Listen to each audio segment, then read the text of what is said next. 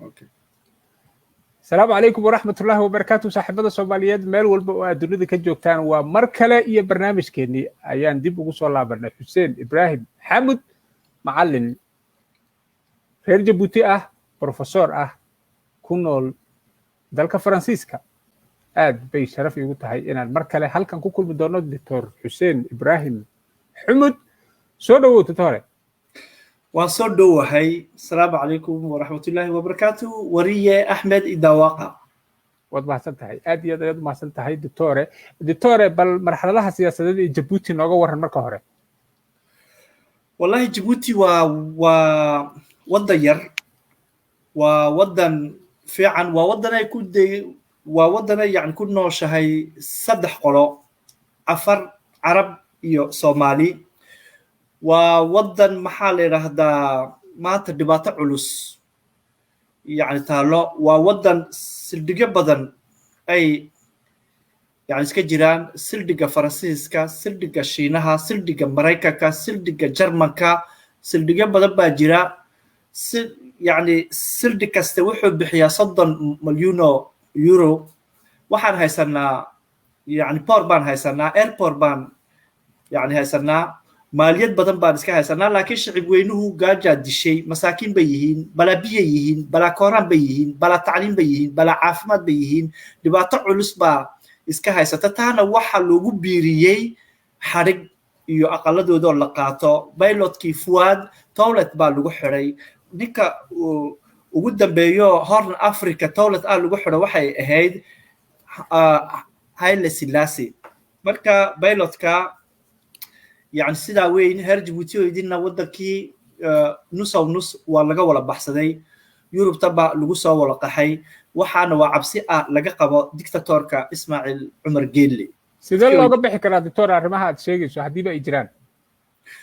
والله واحد ليها تور لقى قبل حكرا وديمقراطيو إسكتي مادا وعدالة ديو يعني إسكتي مادا وهرج بوتيو إسككعا وهرج بوتيو دكتاتوركا إسكفرحيا و heer Djibouti oo maxaa leeyahay xaqooga u dagaalamta maanta waxa la wixii macaarida way wala baxsadeen baraxyaasha bay joogan sheekhyaashi ha noqoto sheekh Cabdiraxmaan Bashiir ha noqoto sheekh Girimidal ha noqoto sheekh Cabdiraxmaan God maanta aqalkiisii baa la qaadaya baylotkeeni waa la xiray rag badanna wuu dilay ninka ugu horeysa waxay ahayd nin abtigeeya General Yaasin Yaabe Galab oo haystay booliiska Djibouti waa ninkii wax kasta u qabtay dambi kasta u galay heerka soo gaarsiiyay silic buu yani ku dilay marka shicib weyne badanna wuu toogtay wuxuu toogtay Cafar badan wuxuu toogtay Soomaali badan wuxuu toogtay Ciise marka maxaa la yiraahdaa maanta wallahi qof u rooyahay iskaba jirto waxaaba igu qasbay anigu inaan dacwadda u gudbiyo maxkamadda ugu weyn adduunka oo la yiraahdo Lahe حكا بان أوديجي دعوة مركا دعوتي با وسعتا توجه الرئيس وحان ديجي 2013 تي بان ديجي لما كون يصدق هي طبعا كي بان ديجي وتي وكلها يعفرتا يسمران سعيد الله يقانو قد بورسي طلباتنا رجعيسو يعني كودي لي ابتياشيا ضد موليد اسكسا ميسانيا ضد مساكينه ضد وحيسن ايو كودي لي بلدعو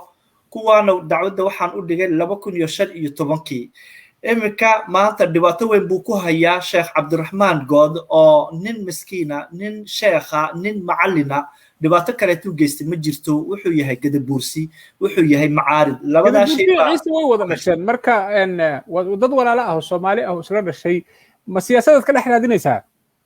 مايا اسماعيل عمر تلسكا جيبوتي هايستا وتلس حوق وتوكتا qolooyinka la yiraahdo Cafarta iyo qolooyinka la yiraahdo Gadabuusiga inkastoo taliska Djibouti haysta maanta taliska Ismaaciil Umar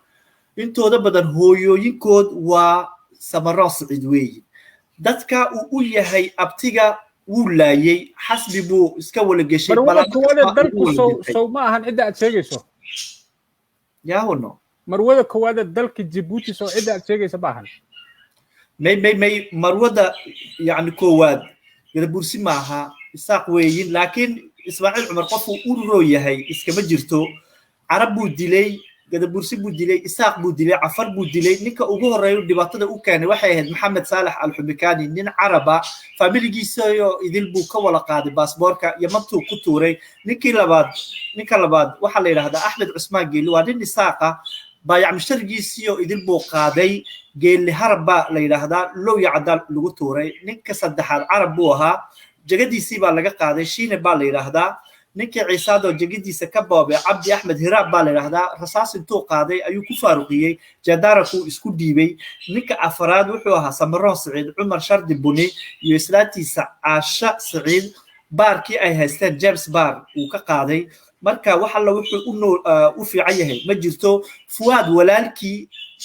oo doonaya inuu Djibouti iskaga noqdo airportkii baa loo diiday walaalkii towlad baa lagu xiray marka Umar Yusuf Ali Canada يعني كنا waxa buu iskaga sameeyay Khadar Abdi Ibrahim baasaboorkii baa laga qaaday maanta anaga waxa noogu daran dhibaatada fuwaad uu ku hayo baylod idil nin duuliyahankii idla towlad buu yani ku xiray wax ka qabtana ma jirto ninka waa nin abtigeeya nin wax geystay maaha waa qof yar weeyin mutacalli weeyin dhibaatada uu iskaga jiro heer Djibouti oo idil bay iska wala haysataa marka wallahi waxaan nahay dad geeriyeysan baanahay waxaan weydiisananaa dictatorka inuu fuwaad noo soo sii daayo heer Djibouti dhibaato idil buu يعني كوهيا جاجو نبضة بدو وجهدان أو عدس قرطان أو وده هذا النيغوشيشن قشان سي وحي خلدان لو صحو تكلم معارض كرسم جاي جيبوتي يدولد ده مدحويل إسماعيل عمر قال له وهشيا وحي جري دورش على صعوتها كعنت على الإسقالية دد كنا عندي بتجوجا هي سومن بدينا علات هرونا يسان بتورك مي إسماعيل عمر نين هشيس يقان معها نين محل هذا البوحية معها لأننا Soomaalidii buu isku diray heer Djiboutina misaqaf baa iskala heshiiyay Furiidkii baa iskala heshiisay baan buu u sheegay Axmed Diini Axmed Allahu naxariiste uu la heshiiyay heshiiskii aan isla wala saxeexay ayuu beenaysiyay maxaa la yiraahdaa rag badan oo ciise oo caynka heshiiska iskala sameeyay ciise iyo cafar iyo carab waxa la yiraahdaa USN macaaridkii isaga heshiiska iskala galay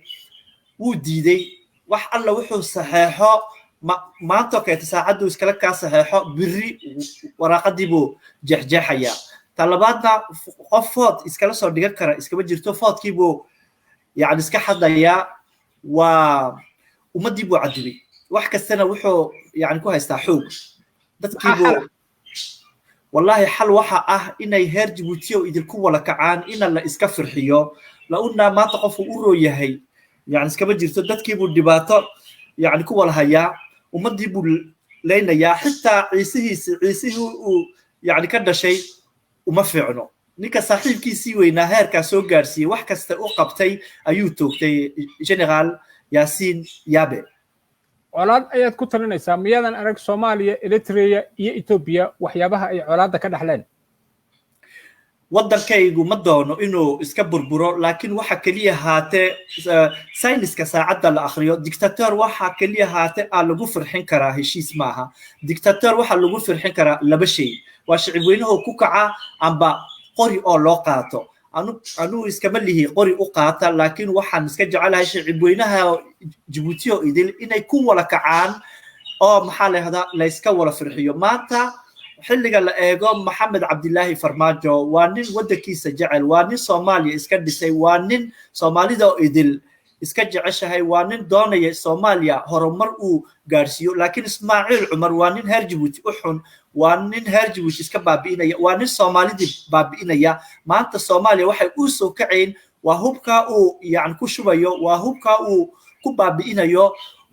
waa xadista uu kala xadayo al-shabaab lacagta isagaasiya dhibaato idil buu yani ku haya meel kastana wuxuu inni sameynaya sawir uu leeyahay Soomaalida aniga u fiican aniga heshiisinaya aniga kala waxaynaya waddankeeni idlaabu isku baabiiyay ciise cafartii buu isku diray Soomaaliya cafartii buu isku diray Soomaalidii buu isku diray dhibaato idil buu nagu haya horna Afrika waxay u joogsanay waa waxa weey maanta waa laga tashaday Eritrea Ethiopia iyo Soomaaliya ayaa isku yibiday kelidii buu haray waad maqashay maalintii horeeta Soomaaliya dhul ay leedahay buu Kenya siiyey heer Djibouti oo idil baa cabaaday imikana war degdegaana soo gaaray shalay waxa la leeyahay inuu rag commandos u diray Soomaaliya si aan loo kharijiyo Maxamed Cabdilaahi Farmaajo marka annagu heer Djibouti haddaan nahay Farmaajo iskala wali joognaa ma doono inay Soomaaliya dib u burburto waxaan doonanaa Soomaali soo xoogeysata Soomaali xoog yeelata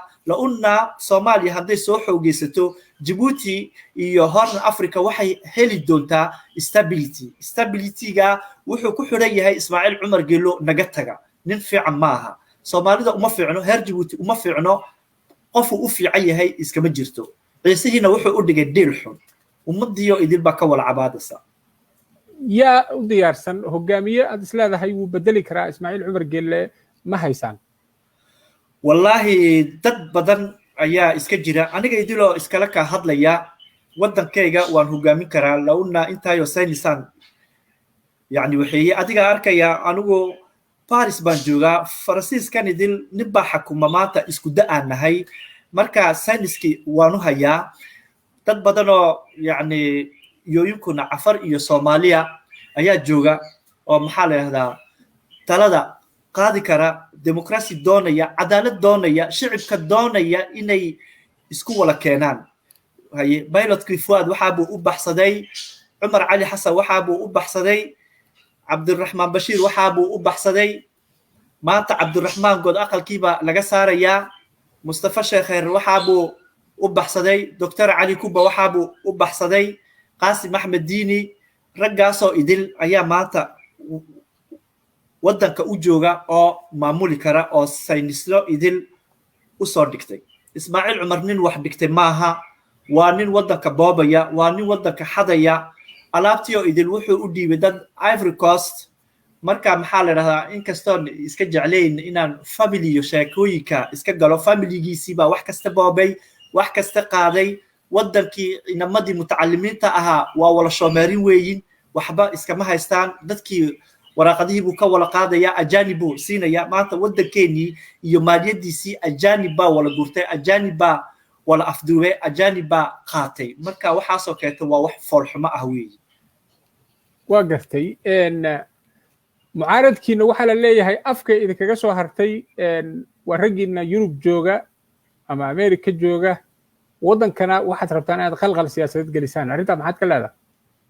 waxaas waa beeweyn waxa sheekada waa sheeko iska dhamaatay weyn waa sheeko uu dadka yani ka dhaadhicin jiray maanta waxa la arkay dhibaatada wadanka inay ahayn macaarid dhibaatada wadanka inay tahay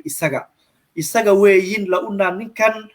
qof uu u fiican yahay iskama jirto meel kasta wuxuu gashay balaayo nin Soomaali u fiican maaha shalay Soomaali xilligay burburta anagu waxaan jeclayn engineerka Soomaaliya doctorada Soomaaliya professorita Soomaaliya inay Djibouti yimaadiin shaqo aan laga siiyo Djibouti ay noo kiciyaan waxaas wax alla wuxuu yani ka sameeyay ma jirto meel kasta hubbu yani ku qasaya meel kasta isku dirbo wada marka afkiisana wuxuu yani ka leeyahay wadankan iska dhisaya waxaan u fiican yahay Soomaalida wax alla wuxuu u fiican yahay iska jirto dadkoo idil baa nacay waa la wala soo jooga maanta mar shanaad ma doono inuu nagu soo noqdo shalay adeerkii Xasan Guleed baa yiri Soomaali xilligay iska burburtay war libaaxi waa kan iska dhacay ya inuu hadeed soo tooso maaha filkiisa noqday inuu na burburiyo annaka walaalihii Soomaaliyana uu iska burburiyo laakiin maanta xabashidii way aragtay Maxamed Farmaajo wuu arkay alatriyagi way aragtay sakaba laga haystaa marka Kenya buu tagay Kenya daabu doonaya dadkaas atrinayso Djiboutiana raba Ismaaciil Cumar Geele madaxda atrinayso geeska Afrika waa dad siman waa dad wadamo hogaamiya shirar iyo wada tashi iyo iskaashi baa ka dhaxeeya laakiin reer Djibouti ka cabanaya wali lama hayo dadkiina qurbaha jooga marka laga reebo marka shakhsiyaadka atrinayso ee aad leedahay waxba lagu sameeyay ma la dhihi karaa sharciga jabiyeen mise ka badan tahay waxa uu khalday waxa uu wanaajiyaa badan sama la dhihi karaa wallahi wuxuu khalday ayaa ka badan wuxuu hagaajiyay la una illa maanta Djibouti wax alla wuxuu noo dhisay iskama jirto lacagtii baa la xadayaa bangiga baa la dhigayaa ninka sodogiisa ah Ivory Coast ayaa lacagtii walda qaaday Soomaaliya ku rushaya maxaa la yidhahdaa hub meel kasta qarax al-shabaab isaga yani ka dambeeya waddankeeniina ummadii idil baa wala shoomeerina dadkii buu iska wala xirxiraya ka alla kii madaxa sare u qaada uu aamusiinaya dadkii baa waddanka ka wala baxsanaya dadkii buu ka wala dhigay khaatiyaan qof uu u roo yahay ma jirto cafar wuxuu ku sameeyey genocide maxkamadda laahee baan u dhigay dacwad samaroos maxkamaddu hadda xaggee marayaa sheekadii maxkamadda waa lagu jira launa ninkan wuxuu dilay juge faransiis oo la yidhaahdo bernard borel cafarta wuxuu ku sameeyey genocide samaroos ciido abtiyaashiya wuu baabi'iyey xitaa ciisihii masaakiinta ahaayo mawliidka iska waxaysanayay buu يعني توقتي قف الله قف وفي عيه ما جرت تذكيه يدربوا يسكو ولا دري لكن ما تهرج وتي دينا عمدا لقى ولا مري ولا أركي وح الله وحو يهي مركا نكن هدين لما دون التالس كإسماعيل عمر ولا قول الدرجي وحل الجعل هي إنه صعده لونا نكن ولالكي نكي ولالكي سهايو هيركا سو غارسيه أيو توقتي جنرال ياسين يابه قلب أو أها نين أبتيجي أها الله ونحرسته سيدابو وخارجينيا سيدابو وتوغنيا doorashadan mislada wuu ku soo baxayaa doorashadan kuma soo baxayo doorasho kasto ku soo baxo iskaba jirto wuu xadaa qori buu yani ku xadaa saxaaraduhu yani iska bedila aadar roob la cawaala yani ku mahmaahay ismaaciil cumar buu yiri shiinuhuna hadduu iskala soo dhigto buu yiri wuu ka adkaanayaa marka maanta sheekadu doorasho iskama joogto shicib weynaha Djibouti oo idil baa raba inay doorashada dhicin lawna uu iska xadaya waxa la jecel yahay inuu maxaa la yiraahdaa wadanka yani ka tago hadii kale wuxuu ku dambeyn doonaa sidii Mabuto Sese Seko amba sidii Qaddafi amba sidii Saddam Hussein amba sidii dictatoriyasha waaweyn waa tahay aad baad u mahadsan tahay dabcan dad kale oo taageersanna way jiraan oo u gurbaantumaya waad aragtay heesaa loo sameeyey waad aragtay waxyaabo fara badan ayaa loo sameeyey marka wallahi waa afar qof dad badan maaha waa afar qof shicib weynaha Djibouti boqolkii 99 Ismaaciil Cumar lama rabo maanta dhibaato culus buu geystay walaalkeen Maxamed Cabdilaahi farmaajo oo heer Djibouti oo idil taageersan yihiin ayuu u diray baa la yiri commandos si aan loo soo kharijiyo waxa la washaqeeyay warkaas wallahi waa war degdego na soo gaaray ragga militariga laakiin war xaqiiqo ma loo hayaa waa war xaqiiqo ah oo la yaqaano marka wixii noo sheegay de ma sheegi karo la una wixii laakiin yani suruskan hayno waa sura weeyin waxay joogan baa la yiri safaaradda Djibouti heer Djibouti oo idil baa kacay lawna anigu waxaan u diray message marka ma doono farmaajo inuu dhibaato gaarsiiyo farmaajo loo duceynaya waxaan iska jecel lahay Soomaaliya inay noo soo kacdo waxaan leeyahay guul Soomaaliya guul farmaajo marka ugu horeysa waxaan doonaa inaan ku guuleysano uu xasbiga nooga soo baxo walaalkeen Fuad Yusuf Ali oo tawleedka iskaga xiray walaalkeen Gabase uu tawleedka Djibouti يعني iskaga xiray wax alla wixii heer Djibouti oo iska xiray waxaan doonaa inuu Cabdiraxmaan Good laga qaadin aqalka waxaan iska jecel lahay inuu Djibouti nooga baxo waxaan iska jecel lahay inuu maxaa la yiraahdaa Djibouti amaan noogu daayo inay Djibouti guuleysato inuu ikhtiyaarku guuleysto inay cadaaladu guuleysato haddii maanta aad madaxweyne Ismaaciil Cumar Geelle la fadhiisan lahayd maxaad weydiisan lahayd waxba iskama weydiisanayo la una waa nin khaayima weeyin haddeer baan ku sheegay walaalkiisii laayo heerka soo gaarsiiyay General Yasin Yaabe galab ayuu toogtay ninkan nin maxaa la yiraahdaa la aamini karo maaha waa khaayim weyn waa dictator weyn waa digacad weeyin waa nin maxaa la yiraahdaa Soomaalida u xun waa nin heer Djibouti oo idil u xun aniga idil oo maxaa la yiraahdaa macallinka ahaa ayuu itoogan gaaray inantiisaan siiyay 20 meesha laga doonay afar waa nood ay iska heshay weeyin Ismaaciil aad mucaaradsantaad ku siisay aabaheed ah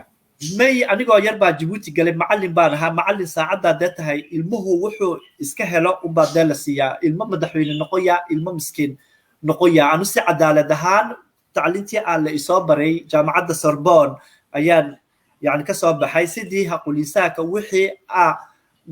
نوتكي لسي لها وبارسيي ده هبني مدي رجي SDS على هذا عسكرتي سبايتي بدو حالي نوت كبديل ما بديل يوبا كيري امتحان كالتا سيني waxa la iga yiri maya baa la yiri haddaad bedeli weydid annagaad noo jeedaa gaarigaygii baa la gubay waxay doonayeen inuu gaarigu iyo aqalku isku gubto Djibouti oo idil baa og subaxnimadiina shaqada la iga fariisay shaqadaydii idlaad buu iga farxiyay waxaaba wadanka Djibouti aan u daayay oon u imiday meesha maanta waxaan iska jeclaan lahaa inaan wadankayga tacliinta intaa la egaan soo dhigtay waxaan iska jeclaa inaan ciyaalkeena u dhigo wadankayga aan joogo laakiin aqalkaygiina wuu qaatay shaqadaydiina wuu iga farxiyay xagga baan imiday Faransiisku imuu bahdilin waraqadihiisii buu siiyay jaamacadda dil baa laga yiri Nordic waxaasoo idil xilligay ii gashay ayaan ashkateeyay la una nin aan loo aamuso maaha waa khayb wey alkhaybna ma ya aflax ma ya asrax nin fiican ma gabagabadii guntii maxaad gaarsiinaysaa shacbiga reer Djibouti shacbiga reer Djibouti waxaan leeyahay walaalahay reer Djibouti wala kaca dictatorka iska rida inaad ogolaatiin maaha ha ka cabsoonina wixii nibu haystaa maaliyadiinni baad yani ka gaajoonaysiin hubkiinni baa la inagu tooganayaa ha ka cabsoonina dictator buu yahay wadanku waa wadankiina weyn iswala haysta afar noqota Soomaali noqota Arab noqota waxay dooni ha noqoto walaalahay reer Djibouti waxaan leeyahay wala kaca powerka iniga haysta Ismaaciil Cumar power ma haysto ha ka cabsoonina afartiisa ilmaadeer uu haysto waxay u tari karto ma jirto wadanka iniga haysta talabaadna waxaan iska leeyahay kelideen maanta ma nihin Ethiopia agteenay joogtaa Eritrea agteenay joogtaa laakiin walaalaheen Soomaalidu agteenay iska wada joogaan Ilaahay bir Maxamed Cabdillaahi Farmaajo handuu maxaa la yiraahdaa electionka noogu guuleysto wuu nacaawin doonaa ha cabsoonina baan leeyahay wala kaca shicibweynaha Djibouti oo wala kaca si aan u wala xorowno fuadna u kaca xurriyadiinana u kaca ikhtiyaarkiinana u kaca hadii kaleeta haddaad u aamustiin birri sidoo cafarta u toogtay sidoo gadabursiga u toogtay sidoo general Yaasiin Yaabe u toogtay ayuu inii wala toogani wax inii haray ma jirto ku wala kaca baan leeyahay aad baad u mahadsan tahay Professor Xuseen Ibraahim Xamuud waad mahadsan tahay assalaamu calaykum waraxmatullaahi wabarakaatuh waad mahadsan tahay hoono adiga mudan boqolkiiba boqol aad u mahadsan tahay doctor waa xiriiri doonaa waraysiyo badanna waa dhici doonaan insha Allah marxaba Soomaaliyeedna daawanaya dhamaantiin waxaan kaga tegaynaa intaas nabad geliyo